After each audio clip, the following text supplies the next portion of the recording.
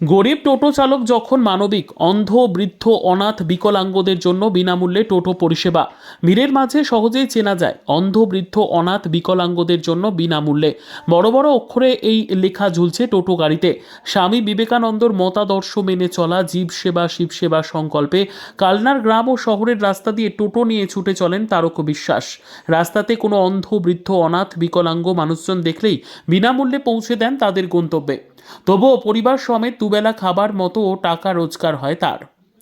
পূর্ব বর্ধমান জেলার কালনার হাটকালনা পঞ্চায়েতের মল্লিকপাড়ায় বাড়ি তারক বিশ্বাসের। লকডাউনে কলকাতার বেসরকারি সংস্থায় কাজ হারিয়ে ফিরে আসেন গ্রামের বাড়িতে। এরপর থেকেই রোজগারের জন্য টোটো কিনে চালাতে শুরু করেন। রাস্তায় অসহায় কাউকে দেখলেই টোটোতে চাপিয়ে পৌঁছে দেন গন্তব্যে বিনামূল্যে। সাধ্যমতো সাহায্যের হাত বাড়িয়ে দেন। প্রথম এই কাজে অনেক কটাক্ষ শুনতে হয়েছে, পরিবার থেকে আপত্তি এসেছিল। তাতে কর্ণপাত না করে মানুষের সেবায় এগিয়ে গেছেন তারকবাবু। এখন তার কাজে খুশি পরিবার সহ এলাকাবাসীরা। টোটোই নিয়ে যাওয়া নিয়ে আসা করা হয়। ভাড়া টাড়া লাগে না, তো যখনই দরকার হয় ফোন করা হয়, উনি এসে নিয়ে যায়। উনি কোনো ভাড়াই নেয় না? ভাড়া টাড়া কিছু নেয় না। আচ্ছা, কেন নেয় না? প্রতিবন্ধী বলে। তাই কোনো পয়সা? হ্যাঁ, প্রতিবেশী উনি তারক বিশ্বাস, তো চিনি। তো উনি সত্যি গরিবদের, গরিব অসহায়দের পাশে উনি দাঁড়ান। তো উনি মনে করেন যে ঈশ্বরকে সেবা করা মানে জীবদের সেবা করার মাঝখানেই উনি ঈশ্বরের সেবা পেয়ে থাকেন। এই জন্য উনি সবসময় গরিব দুঃখীর পাশে সবসময় দাঁড়ান।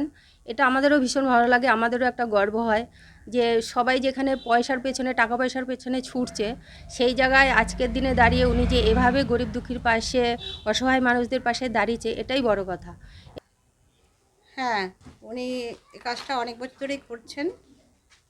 বৃদ্ধ অসহায় মানুষদের, প্রতিবন্ধী মানুষকে, আবার ছোট শিশুদের, গরিব শ্রেণীর মানুষদের উনি বিনামূল্যে টোটোতে উঠিয়ে পরিষেবা দেন। আর উনি লকডাউনের আগে কলকাতা থাকতেন, সেখানেও একটা টোটো ছিল। উনি সেই টোটো এই পরিষেবাটা দিয়ে এসছেন। লকডাউনের সময় অসুবিধার কারণে বাড়িতে চলে এসেছেন, এখন এখানেই টোটো চালান। হ্যাঁ, এখানে কালনাতে, বর্ধমান জেলা।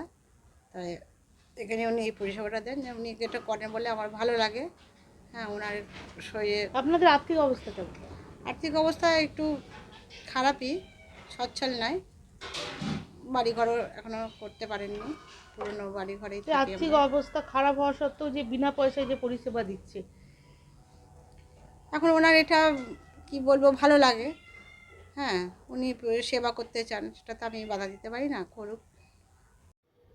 Bureau report, PB news. Annapurna medical hall, chemist and druggist.